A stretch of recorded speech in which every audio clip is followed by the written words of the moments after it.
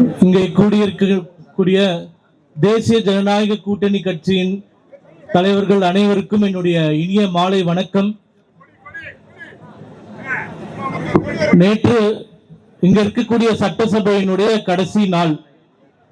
கடைசி நாள்ல எல்லாரும் பார்த்திருப்பீங்க, அரசவை புலவர்கள் எப்படி புகழ்ந்து கொள்வார்களோ அதே போன்று திமுக ஆட்சியும் திமுக முதல்வரையும் கடைசியா ஒரு முறை சட்டசபையில புகழ வைத்து நம்மளுடைய முதல்வர் காது குளிர கேட்டு விட்டார். ஆனால் அவர்களுக்கு ஏனோ இன்னும் புரியவில்லை, நேற்றுதான் திமுக ஆட்சியினுடைய கடைசி நாள் தமிழகத்தில் என்பது அவர்களால் புரிந்து கொள்ளவே முடியவில்லை. எப்பயுமே தமிழ்நாடு அவுட் ஆஃப் கண்ட்ரோல் என்று சொல்லக்கூடிய முதல்வர் அவருக்கு இன்னும் புரியவில்லை, இந்த அரசாங்கமே அவருக்கு அவுட் ஆஃப் கண்ட்ரோலாக தான் இருக்கின்றது என்பது அவருக்கு இன்னும் புரியாத சூழ்நிலை தான் இங்கே நிகழ்ந்து கொண்டிருக்கின்றது.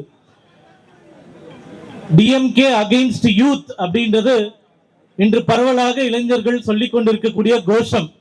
டிஎம்கே அகைன்ஸ்ட் யூத் என்றால் இளைஞர்களுக்கு எதிராக திமுக இருக்கின்றது அப்படி என்று பொருள். அதற்கு காரணம் இருக்கின்றதா இல்லையா என்று கேட்டால், தொடர்ந்து திமுக அரசாங்கம் செய்து கொண்டிருக்கக்கூடிய அனைத்து செயல்களும் இளைஞர்களுக்கு எதிரான செயல்களாக தான் இருக்கின்றன. உதாரணமாக கடந்த வாரம் டிஎன்பிஎஸ்சி தேர்வுகள் நடைபெற்றது.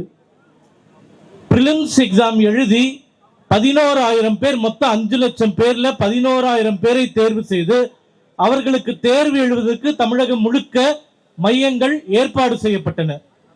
கடந்த பல வருடங்களாக இளைஞர்கள் மிக கடினமாக உழைத்து படித்து இந்த தேர்வுகளுக்கு தயாராகி தேர்வறையில் எழுதி கொண்டு இருக்கும் போது அந்த தேர்வு ரத்து செய்யப்பட்டது என்கின்ற அறிக்கை வருகிறது. ஏனென்றால் 11,000 பேர் உட்கார்ந்து அமர்வதற்கான ஏற்பாடுகளை கூட ஒழுங்காக செய்ய முடியாத ஒரு திமுக அரசாங்கம் நம்மை ஆண்டு கொண்டிருக்கின்றது என்பதை இங்க இருக்கக்கூடிய இளைஞர்கள் புரிந்து கொள்ள வேண்டும். எப்ப பார்த்தாலும் நீட் தேர்வுல பிரச்சனை சொல்றாங்க. நீட் தேர்வு 15 லட்சம் பேர் எழுதுறாங்க இந்தியா முழுக்க. அதுல ஒரு பிரச்சனை நடந்துட்டா கூட இந்த சன் நியூஸ்காரன் கேமராவா எடுத்து 24 மணி நேரமும் ஒளிவுப்பதிவு செஞ்சுட்டே இருப்பாங்க. ஆனா இங்க வெறும் 11,000 பேருக்கு ஒரு தேர்வை முறையாக நடத்துவதற்கு வக்கற்ற ஒரு அரசாங்கம் இங்க இருந்தால் என்ன, இல்லை என்றால் என்ன என்று கேட்கிறோம். அதே போன்று தொடர்ந்து நம்மளுடைய அன்பு சகோதரர் கணேஷ் அவர்கள் சொன்னது போல இங்க இருக்கக்கூடிய மதுபான கடைகள் 24 மணி நேரமும் இயங்கிக் கொண்டிருக்கிறது என்பதை தாண்டி போலி மதுபான கடைகள், மணமகிழ் மன்றங்கள், 500 மதுக்கடைகளை மூடிவிட்டோம் என்று பொய் சொல்கின்றவர்கள் 1100 மணமகிழ் மன்றங்களை திறந்திருப்பதை பற்றி வாய் பேச மறுக்கிறார்கள். மணமகிழ் மன்றங்கள்னா என்ன? மணமகிழ் மன்றங்கள்னா என்ன? சாராய கடைக்கு பக்கத்தில் இருக்கக்கூடிய சின்ன சின்ன பார், அது எங்க கொண்டு போய் அமைக்கிறாங்கன்னு பாத்தீங்கன்னா, முழுக்க பள்ளி, கல்லூரிகள், கோவில்கள், தேவாலயங்கள், மசூதிகள் இது இருக்கக்கூடிய பகுதிகளுக்கு பக்கத்திலேயே பார்த்து புது மணமகிழ் மன்றங்களை இந்த அரசாங்கம் திறந்து கொண்டே இருக்கின்றது. கிட்டத்தட்ட 1100 மணமகிழ் மன்றங்களுக்கு புதிதாக அனுமதி கொடுத்திருக்கின்றது. இதை குறித்து விரிவான அறிக்கையை நம்மளுடைய பாமக கட்சியினுடைய தலைவர் திரு அன்புமணி ராமதாஸ் அவர்கள் மிக சமீபத்தில் வெளியிட்டு இருக்கிறார். அப்போ டாஸ்மாக் லைசன்ஸ் பார் கொடுக்கிறதுலயும் ஊழல், மணமகிழ் மன்றங்கள் திறப்பதிலும் ஊழல். நாம் கேட்கக்கூடிய ஒரே கேள்வி என்னவென்றால், பள்ளிக்கூடங்களுக்கும் கல்லூரிகளுக்கும் அருகில் ஏன் மணமகிழ் மன்றங்கள் திறக்கப்படுகின்றன? எது பேசினாலும் உடனே கேஸ், போய் பேசுறாங்க, தப்பா பேசுறாங்க அப்படின்னு சொல்லிட்டு. கோயம்புத்தூர்ல ஒரு சம்பவம் சொல்றேன். இந்த டவுன் ஹாலுக்கு பக்கத்துல வைசியால் வீதி அப்படின்ற ஒரு தெரு இருக்கின்றது. பெரும்பாலும் வணிகர்கள் வசிக்கக்கூடிய ஒரு தெரு. அந்த தெருவில் நீங்க எடுத்து பார்த்தீங்கன்னா குடிப்பழக்கம் இருப்பவர்கள் மிக மிக சொற்பமான எண்ணிக்கை, ஒரு 5 பேர் 10 பேர் தான் இருப்பாங்க. அந்த தெருவில் புதிதாக ஒரு மதுக்கடை திறப்பதாக அறிவிப்பு வருகின்றது. உடனே அந்த பகுதியில் இருக்கக்கூடிய மக்கள் எல்லாம் போய் போராடுறாங்க. அப்ப என்ன சொல்றாங்க? இது மதுக்கடை இல்ல, மது குடவுன் தான் அப்படின்னு போய் சொல்றாங்க. சரி, அரசாங்கம் ஒரு விஷயத்த சொல்லுதே நம்பி கலைந்து போய்விட்டால் அடுத்த ஒரு வாரத்துல அங்க மதுக்கடை திறக்கப்படுகின்றது. அந்த தெருவில் 4 பள்ளிக்கூடங்கள் இருக்கின்றன, 2 கோயில்கள் இருக்கின்றன. உடனே போய் கலெக்டர் கிட்ட புகார் கொடுத்தா இன்ச் டேப்பை கொண்டு வந்து அந்த மதுக்கடைக்கும் கோயிலுக்கும் பள்ளிக்கூடத்துக்கும் இருக்கக்கூடிய அளவுகோலை அளந்து 100 மீட்டர்ல தானே மதுக்கடை இருக்கக்கூடாது, 110 மீட்டர் தள்ளிதான் மதுக்கடையை திறந்திருக்கிறோம் என்று சொல்கின்ற ஒரு ஆட்சி இந்த ஆட்சி. அந்த தெருவுல குடிக்கிற பழக்கம் இருப்பவர்களே கிடையாது.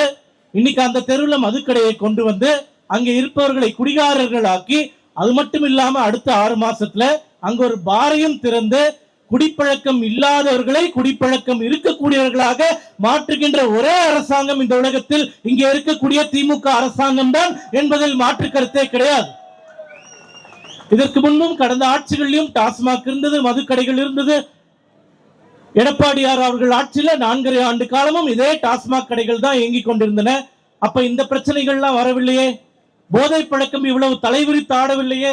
போதை பழக்கம் தமிழகத்தில் அதிகரித்திருக்கின்றதா இல்லையா அப்படின்றதுதான் கேள்வி. நம்ம சும்மா பொதுவா இன்னும் சொல்லலைங்க.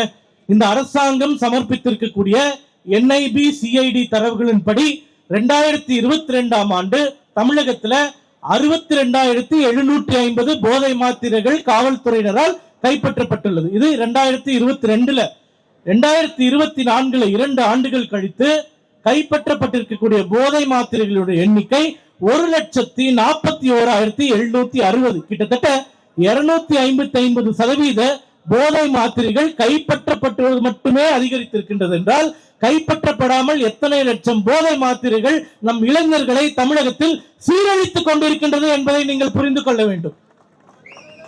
அதே போன்று குற்ற வழக்குகள், வன்முறை வழக்குகள், போதை அடித்துக் கொண்டு செய்யக்கூடிய குற்ற வழக்குகள், இது அனைத்துமே அதிகரித்துக் கொண்டிருக்கின்றது. 2022ல 14,000 என்றால் 2024ல 18,000 என்று அதிகரித்திருக்கின்றது.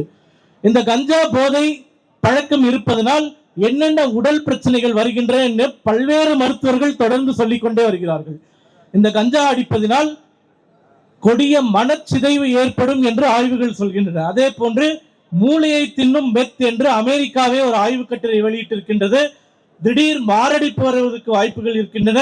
இது போன்று பல்வேறு சுகாதார பிரச்சனைகளும் உடல்நலை பிரச்சனைகளும் போதை பயன்படுத்துபவர்களுக்கு வரும் என்பது நிதர்சனமான உண்மையாக இருக்கின்றது. இப்போ திமுக அரசு மீது நம்ம 2 குற்றச்சாட்டுகளை வைக்கிறோம். இந்த போதை விஷயத்துல தயவு செய்து எல்லாரும் புரிஞ்சுக்கணும். நம்ம அவதூறுகளை பரப்பவில்லை, உண்மைக்கு புறம்பான எந்த விஷயத்தையும் பேசவில்லை. திமுக மீது இருக்கக்கூடிய நேரடி குற்றச்சாட்டு 2 குற்றச்சாட்டு. முதல் குற்றச்சாட்டு, போதை அடிப்பவர்கள் குறித்து காவல்துறைக்கோ அல்லது புலனாய்வு அமைப்புகளுக்கோ பொதுமக்கள் தகவல் சொன்னால் அந்த தகவல் எப்படி கசிகின்றது? முதல் கேள்வி. இரண்டாவது கேள்வி, திமுகவில் உறுப்பினர்களாகவும் பொறுப்பாளர்களாகவும் இருக்கக்கூடியவர்கள் போதை கடத்தலை செய்வது கைது செய்யப்பட்டால் எத்தனை திமுகவினருக்கு இதுவரை இந்த 4.5 ஆண்டுகளில் தண்டனை பெற்று கொடுக்கப்பட்டிருக்கின்றது? இந்த 2 கேள்விகள் தான். இந்த 2 கேள்விகளும் உண்மையா இல்லையா என்பதற்கு 4 சம்பவங்களை மட்டும் உதாரணமாக சொல்கிறேன். முதல் உதாரணம், தேனி மாவட்டத்தில் சட்டக்கல்லூரியில படித்துக் கொண்டிருக்கக்கூடிய ஒரு கல்லூரி மாணவி 3ஆம் ஆண்டு படித்துக் கொண்டிருக்கிறார்கள். கல்லூரிக்கு போயிட்டு இருக்கக்கூடிய சமயத்துல அங்கே சில இளைஞர்கள் போதை மருந்தை பயன்படுத்தி கொண்டிருப்பதை பார்க்கிறார். மற்றவங்க எல்லாம் பார்த்துட்டு பார்க்காம போகும்போது இந்த பெண் மட்டும் மிக தைரியமாக காவல்துறைக்கு அழைத்து, இந்த பகுதியில் இந்த இளைஞர்கள் போதை பயன்படுத்தி கொண்டிருக்கிறார்கள், இவர்கள் மீது நடவடிக்கை எடுக்க வேண்டும் என்று புகாரை சொல்லிவிட்டு கல்லூரிக்கு சென்று விடுகிறார். கல்லூரிக்கு போயிட்டு மீண்டும் மாலை வேளை வீட்டிற்கு வந்தவுடனே இரவு வேளையில் அங்க யார் யாரெல்லாம் போதை அடித்துக் கொண்டிருந்தார்களோ அந்த போதை அடித்தவர்கள் அந்த பெண்ணினுடைய வீட்டிற்கு சென்று இரும்பு வாளியால், இரும்பு பக்கெட்டால் அந்த பெண்ணை கொடூரமாக தாக்கி அந்த பெண் மருத்துவமனையில் கிட்டத்தட்ட 15 நாள் சிகிச்சை எடுத்த பிறகுதான் வீட்டிற்கு வந்திருக்கிறார். இப்ப கேள்வி என்னன்னா, அந்த பெண் காவல்துறை கிட்ட புகார் கொடுத்துச்சு. அந்த புகார் எப்படி போதை பயன்படுத்துவர்களிடம் சென்றது அப்படின்றதா நம்ம கேட்கக்கூடிய கேள்வி. இந்த கேள்விக்கு இன்று வரை திமுகவில் இருக்கக்கூடிய யாரும் பதில் சொன்னதாக நம்மளுக்கு வரலாறு இல்லை. இதே போன்று அடுக்கடுக்கான சம்பவங்கள், மிக மிக கொடூரமான ஒரு சம்பவம் சொல்கிறேன். தூத்துக்குடி மாவட்டத்தில் ஜூலை 2025ஆம் ஆண்டு நடைபெற்ற சம்பவம். அங்கே இதே போன்று பல இளைஞர்கள் போதை மருந்துகளை பயன்படுத்தி கொண்டிருக்கும் போது, போதை வஸ்துக்களை உட்கொண்டு இருக்கும் போது, மாரிப்பாண்டி, அருள்ராஜ் என்கின்ற 2 சகோதரர்கள் அந்த போதை பயன்படுத்துவதை குறித்து காவல்துறைக்கு புகார் கொடுத்திருக்கிறார். புகார் கொடுத்த அடுத்த நாளே இந்த 2 பேரும், மாரிப்பாண்டி என்கின்ற சகோதரரும் அருள்ராஜ் என்கின்ற சகோதரரும் மிக கொடூரமாக கொல்லப்பட்டு மண்ணிற்குள் புதைக்கப்பட்டார்கள் என்ற குற்ற சம்பவத்தையும் நான் இங்கே நினைவு கூற விரும்புகிறேன். சென்னை பகுதியில் நம்ம எல்லாரும் இருக்கோம். சென்னையில் நடந்த சம்பவங்கள் நான் சொல்றேன் பாருங்களேன். மிக மிக அதிர்ச்சிகரமான சம்பவங்கள். ஜனவரி 15, 2024 புது வண்ணாரப்பேட்டையில் இருக்கக்கூடிய மீனவர் வினோத்குமார் என்கின்றவர் அந்த பகுதியில் கஞ்சா அடித்துக் கொண்டிருக்கக்கூடியவர் பற்றி தகவல் கொடுத்ததனால் 33 வயதான வினோத்குமார் ஜனவரி 15, 2024 அவருடைய வீட்டு வாசலிலேயே வைத்து இரும்பு ராடுகளாலும் கத்தியாலும் வெட்டி கொல்லப்பட்டார் என்கின்ற சம்பவத்தை புது வண்ணாரப்பேட்டையில இங்க நடந்த சம்பவம் சொல்றேன். ஆகஸ்ட் மாதம் 2021 சென்னை சோழவரம் என்ற பகுதியில் ஆந்திராவிலிருந்து சோழவரத்திற்கு கடத்தி வரப்பட்ட கஞ்சாவை குறித்து காவல்துறையினருக்கு தகவல் கொடுக்கிறார் இந்த சிலம்பரசன் என்கின்ற இளைஞர். இந்த சிலம்பரசனுக்கு வெறும் 32 வயது தான்.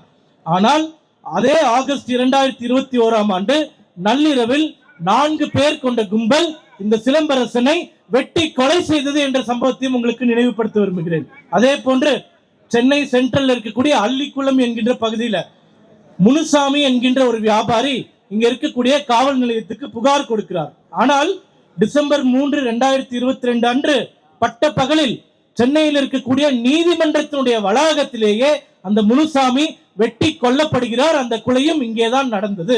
அப்ப நம்ம கேட்கக்கூடிய கேள்வி, நான் முதலில் கேட்ட கேள்வி, இவ்வாறு குற்ற சம்பவங்கள் நடக்கிறது என்று காவல்துறைக்கு புகார் சொன்னால் அந்த புகார்தாரர்கள் எப்படி கொல்லப்படுகிறார்கள், எப்படி தாக்கப்படுகிறார்கள்? இதற்கு இதுவரை 4.5 ஆண்டு காலம் நம்மை ஆண்ட திராவிட மாடல் முதலமைச்சர் ஏதேனும் பதில் சொல்லி இருக்கிறாரா என்பதை தான் நாங்கள் மீண்டும் மீண்டும் கேட்டுக்கொண்டே இருக்கிறோம். இந்த கேள்வியை முதல் முறை கேட்கவில்லை, 4.5 ஆண்டுகளாக கேட்டுக்கொண்டேதான் இருக்கிறோம்.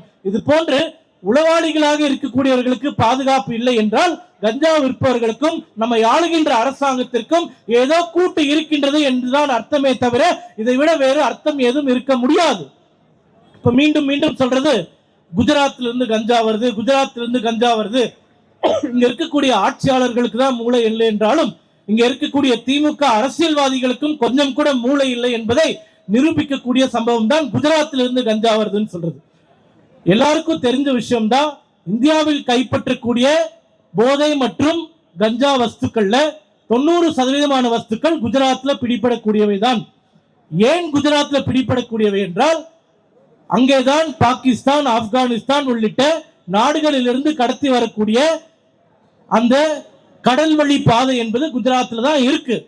பாகிஸ்தான்ல இருந்தோ ஆப்கானிஸ்தான்ல இருந்தோ கஞ்சாவை இந்தியாக்குள்ள கொண்டு வரணும்னா குஜராத் மூலமாக தான் கொண்டு வர வேண்டும். அதனால் குஜராத்தில் இருக்கக்கூடிய துறைமுகத்துல எந்த ஒரு கஞ்சாவும் வெளியே சென்று விடப்படாமல் பிடிக்கப்படுகின்றது, அது செய்தியாக்கப்படுகின்றது, அங்கே வழக்கு பதிவு செய்யப்படுகின்றது. அங்கு பிடிக்கப்படுகின்ற கஞ்சாவினாலேயே அங்கிருந்துதான் தமிழகத்துக்கு வருகின்றது என்று எப்போதும் போன்ற போலி பிரச்சாரத்தை திமுக இங்கே செய்து கொண்டே இருக்கின்றது. முதல்ல இங்க இருக்கக்கூடிய திமுகவினரை தாண்டி இங்க இருக்கக்கூடிய மக்கள் புரிந்து கொள்ள வேண்டும், கஞ்சா என்பது வெளி மாநிலத்திலிருந்து கடத்தி வரப்படுவது கிடையாது. கஞ்சா என்பது நம்முடைய பகுதிகளிலேயே வளர்த்து அது போதையாக விற்கப்படுகின்ற ஒரு விஷயம். 200 கிலோமீட்டருக்கு மேல கஞ்சா என்கின்ற பொருளை கடத்தி செல்வதால் 10 பைசாக்கு லாபம் கிடையாது. தமிழகத்தில் பிடிக்கக்கூடிய போதை வழக்குகள்ல 95% பிடிப்படுவது கஞ்சா வழக்குகள் தான். கஞ்சா என்பது உள்ளேயே உற்பத்தி செய்யக்கூடிய ஒரு விஷயம். இது உண்மையா பொய்யான்றதுக்கு ஒரு மிகச்சிறந்த எடுத்துக்காட்டு, 3 மாதத்திற்கு முன்பு இங்க இருக்கக்கூடிய சென்னை மையப்பகுதியில் இருக்கக்கூடிய ஸ்டான்லி மருத்துவமனையில கஞ்சா செடி வளர்ந்ததை நாம் பார்த்தோம். அரசாங்க மருத்துவமனையில சென்னையில பட்டப்பகல்ல நட்ட நடுவுல ஒரு இடத்துல கஞ்சா வளர்கிறது என்றால் திமுகவினர் எங்கே நினைத்தாலும் தமிழகத்தில் கஞ்சா செடியை வளர்க்கலாம், விற்கலாம் என்கின்ற விதி இங்கே இருக்கின்றது என்றுதான் அர்த்தம். அப்போ கஞ்சா என்பது வெளிமாநிலத்திலிருந்து கடத்தி வரப்படுவது கிடையாது, உள்ளேயே இருக்கக்கூடிய விஷயம். வெளிமாநிலத்திலிருந்து கடத்தி வர வேண்டும் என்றால் அங்கே இருக்கக்கூடிய சிந்தட்டிக் ட்ரக்ஸ் என்று சொல்லப்படுவது, ஓபியம் என்று சொல்லப்படுவது, ஹெராயின் என்று சொல்லப்படுவது போன்ற போதை வஸ்துக்கள் தான் வெளிநாடுகளிலிருந்தும் வெளிமாநிலங்களிலும் கடத்தி வந்து பயன்படுத்தப்படும். ஆனா தமிழ்நாட்டில் 95% கஞ்சா பயன்படுத்துகிறார்கள். 5%க்கும் குறையானவர்கள் தான் நாம் சொல்லக்கூடிய சிந்தட்டிக் ட்ரக்ஸ் எனக்கூடிய போதை வஸ்துக்களை பயன்படுத்தி கொண்டு வருகிறார்கள். இந்த வஸ்துக்கள் எல்லாம் கோல்டன் குவாட்ரிலேட்டரல் என்று சொல்லக்கூடிய, கோல்டன் கிரசன்ட் என்று சொல்லக்கூடிய கம்போடியா, வியட்நாம், லாவோஸ் போன்ற நாடுகளிலிருந்து கடத்தி வரப்படுகின்றது. அது கூட மத்திய அரசாங்கத்தினால் 99% வெளிநாடுகளிலிருந்து வரக்கூடிய கஞ்சா மற்றும் போதை வஸ்துகள் துறைமுகங்களிலேயே பிடிக்கப்பட்டு அழிக்கப்படுகின்றன. அப்போ திமுக அரசு நமக்கு சொல்ல வேண்டும், இங்க இருக்கக்கூடிய தமிழகத்துல கஞ்சா எங்கே தயார் செய்யப்படுகிறது, எப்படி விற்கப்படுகின்றது, அதற்கான நெட்வொர்க் என்ன, காவல்துறைக்கு இவர்களை பிடிப்பதற்கான முழு சுதந்திரம் கொடுக்கப்பட்டிருக்கின்றதா, கொடுக்கப்படவில்லையா, இல்லை ஆளும் கட்சியினர் தலையீடினால் காவல்துறைகள் தர்ம சங்கடத்திற்கு ஆளாக்கப்படுகிறார்களா இல்லையா என்கின்ற கேள்விகளுக்கு திமுக அரசாங்கம் பதில் சொல்ல வேண்டும்.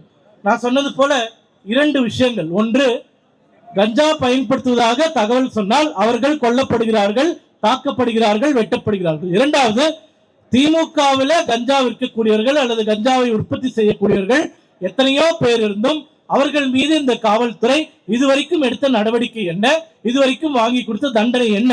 இது நம்ம பேசினோம்னா உடனே வழக்கு பதிவு செய்வாங்க. திமுக காரங்க யாருமே கஞ்சா தயார் செய்யல, சூர்யா போய் சொல்லிட்டாருன்னு சொல்லிட்டு உடனடியாக இப்பவே தயார் நிலையில கூட எஃப்ஐஆர் வைத்திருப்பார்கள். அதற்காக தான் ஆதாரத்தோடு கொண்டு வந்திருக்கிறோம். எந்தெந்த திமுக நிர்வாகி எந்தெந்த ஊர்ல கஞ்சாவுடன் பிடிப்பட்டார், யார் யார் காவல்துறையினர் கைது செய்யப்பட்டார் போன்ற முழு விவரம் நம்ம வச்சிருக்கோம். அரசாங்கத்திற்கு வேண்டும் என்றால் இப்பவே நம்ம கொடுப்பதற்கு தயாராக இருக்கிறோம். அந்த பட்டியல் படிக்கிறோம் பாருங்களேன். ஆகஸ்ட் 1, 2021 இவர்கள் ஆட்சிக்கு வந்து 3 மாதங்கள்ல பாபு என்கின்ற திமுக நிர்வாகி போதை மாத்திரையை விற்பனை செய்யும் போது கைது செய்யப்பட்டார். அதே போன்று 22 ஏப்ரல் 2022 திமுக பிரமுகர் சரபோஜி ராஜன் என்கிறவர் கஞ்சா கடத்தியதால் கைது செய்யப்பட்டார். 1/5/2022 விக்னேஷ் என்கின்ற திமுக நிர்வாகி கஞ்சா பயன்படுத்தியதால் விற்றதால் கைது செய்யப்பட்டிருக்கின்றார்.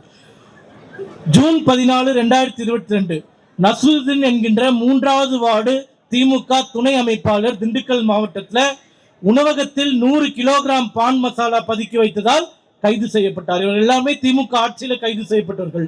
திருச்சியில அருண்குமார் என்கின்ற திமுக இளைஞரணி நிர்வாகி ஆகஸ்ட் 6, 2022 அன்று கஞ்சா பயன்படுத்தியதற்காக கைது செய்யப்பட்டிருக்கிறார். அனைத்திற்கும் அதிகமாக திமுகவில் பல வகையில் கஞ்சா கடத்துபவர்கள், கஞ்சா விற்பவர்கள் இருக்கிறாங்க. அதுல லோக்கல், ஸ்டேட்டு, நேஷனல், இன்டர்நேஷனல் இது போன்ற எல்லா மட்டத்திலும் திமுகவில் கஞ்சா விற்பவர்கள் இருந்தாலும் அதுல புகழ்பெற்ற ஒரு மன்னனாக இருக்கக்கூடியவர் யாருன்னு பாத்தீங்கன்னா சர்வதேச கடத்தல் மன்னன் ஜாஃபர் சாதிக், சென்னையை சேர்ந்தவர். திமுக அயலக அணியினுடைய துணை அமைப்பாளராக பதவி வகித்தவர் தான் ஜாஃபர் சாதிக். இவர் என்ன பண்ணார்னா, தேங்காய் பவுடரை ஆஸ்திரேலியாவுக்கு ஏற்றுமதி செய்யறேன் அப்படின்னு சொல்லிட்டு இதுவரைக்கும் 3500 கிலோக்கு கஞ்சாவை கடத்தி இருக்கிறார். தேங்காய் பவுடருடன் சேர்த்து ஆஸ்திரேலியா, நியூசிலாந்து போன்ற நாடுகளுக்கெல்லாம் இவர் ஏற்றுமதி செய்தது. சர்வதேச காவல்துறை என்று சொல்லக்கூடிய இன்டர்போல் சர்வதேச உளவாளிகள் அமைப்பு இவரை பற்றிய தகவலை நம்மளுக்கு எடுத்து கொடுத்து இவருடைய குடவுன் டெல்லிக்கு பக்கத்தில் உட்கார்ந்து நடத்திட்டு இருந்தாரு. சென்னையில் இந்த கடத்தல் வேலைகள்லாம் செய்து கொண்டிருந்தார்.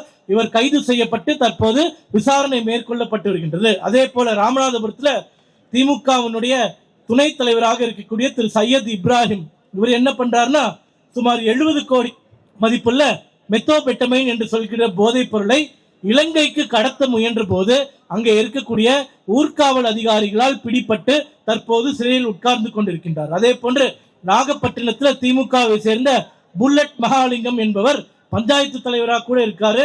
அவருடைய மகன் அலெக்ஸ் என்கின்ற திமுக ஒன்றிய குழு உறுப்பினர் டெல்லியில் பிடிப்பட்ட சிந்தட்டிக் போதைப் பொருள் வழக்கில் கைதானவர்கள். அப்போ இந்த ஜாஃபர் சாதிக்கோடு சேர்ந்து பல திமுக நிர்வாகிகளும் இது போன்ற போதைப் பொருளை வைத்துக் கொண்டிருக்கிறார்கள் என்று நம்மளுக்கு புரிகின்றது. திருவாரூர்ல அதே போன்று திமுக இளைஞரணி மாவட்ட தலைவராக இருக்கக்கூடிய திரு ரமணா என்பவர், நீலகிரியில கூடலூர்ல இருக்கக்கூடிய திமுக நிர்வாகி மணிராஜ் என்பவர், இது போன்று 80 திமுக நிர்வாகிகள் இதுவரை கஞ்சா கடத்தியதாக கைது செய்யப்பட்டிருக்கிறார்கள். இப்போ நம்ம கேட்ட 2 கேள்வி. போதை பயன்படுத்தக்கூடிய தகவல் காவல்துறைக்கு எப்படி தெரிகின்றது? முதல் கேள்வி. திமுகவில் பொறுப்புல இருக்கக்கூடியவர்கள் கஞ்சா பயன்படுத்தி கஞ்சா விற்று கைது செய்யப்பட்டால் அவர்கள் மீது திமுக எடுத்த நடவடிக்கை என்ன? இங்க இருக்கக்கூடிய இளைஞர்கள் எல்லாருமே இந்த 2 கேள்விகளை நிச்சயமாக கேட்க வேண்டும். ஏன் கேட்க வேண்டும் என்றால், போதை பழக்கத்தால் பாதி சமூகம் அழிந்து விட்டது. தமிழகத்துலதான் ஒரு நாள் ஒன்றுக்கு 1,01,10,00,000 பேர் மது குடிப்பவர்கள் இருக்கிறார்கள். 55,000 கோடி ரூபாய் வருமானம் மாநிலத்திற்கு மது குடிப்பவர்கள் கொடுத்து கொண்டிருக்கிறார்கள். இன்னைக்கு மக்களை எல்லாரையும் குடிகாரர்கள் எல்லாரையும் போதைப் பொருள் பயன்படுத்துவர்களாக மாற்றிக் கொண்டிருக்கிறார்கள். இந்த நிலை மீற வேண்டும் என்றால் வருகின்ற 2026 சட்டமன்ற தேர்தலில் மாண்புமிகு எதிர்க்கட்சி தலைவர் திரு எடப்பாடி பழனிசாமி அவர்கள் தலைமையிலான அதிமுக உள்ளிட்ட தேசிய ஜனநாயக கூட்டணிகள் இருக்கக்கூடிய இங்க இருக்கக்கூடிய அதிமுக ஆட்சி அமைந்தால் மட்டுமே தமிழகத்திற்கான மாற்றம் நிகழும் என்பதை உறுதியாக சொல்லிக்கொண்டு இங்க இருக்கக்கூடிய போதையை ஊக்குவிக்கக்கூடிய திமுக அரசாங்கத்தை நிச்சயமாக வீட்டிற்கு அனுப்புவோம் என்ற சூழலுடன் என்னுடைய பேச்சை முடித்துக் கொள்கிறேன். நன்றி, வணக்கம்.